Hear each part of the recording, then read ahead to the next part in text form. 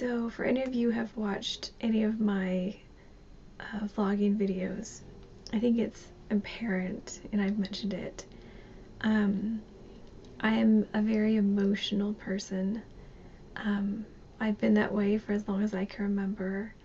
I get emotional at movies, even just hearing a song, reading something. I've said I don't feel things in halves. I feel things in double. And it has been, to me, it feels like a part of myself that I don't like. I don't like that I'm extremely emotional. I don't like that little things just really stir deep emotions, whether it's, joy or frustration, sadness. It's just my emotions are elevated than what I see other people express, and I've had numerous experiences where I've seen that. My response to different events always seems to be more than the people around me, and I hate it, quite frankly. I don't like that part about me. But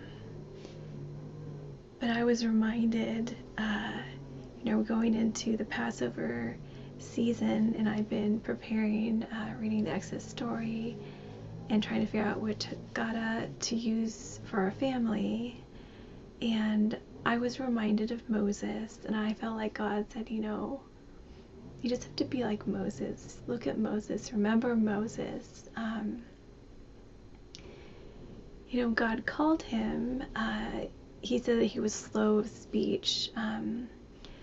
Most people say that he had a stutter, so he wasn't good at speaking. And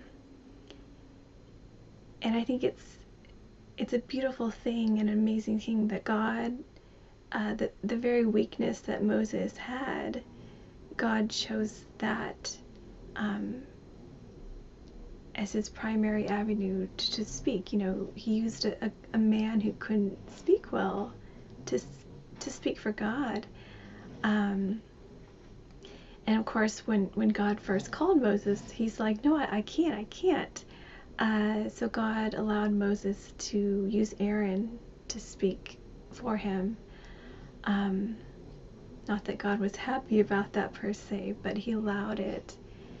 And also, Moses, going through the wilderness, there was one point where he was angry, and God told him to speak to the rock. And instead of speaking, he took his staff and he struck it, and water came out.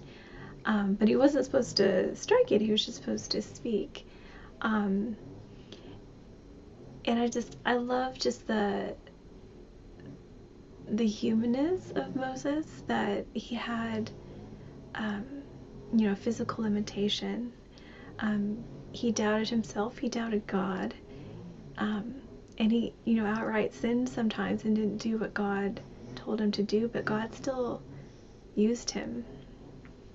And it's a beautiful part to tie into Passover, or just to that remembrance of, we all have our strengths and weaknesses, and it doesn't matter what it is. If God decides to use you for, whatever that thing is he's asking you to do in that moment, it doesn't matter what your weakness is, because God's greater, right? So that's helpful to you, and I hope it's encouraging. I know for myself, I just really needed that reminder and that encouragement to just keep doing what you can do, and God will fill in the rest. Thanks, guys.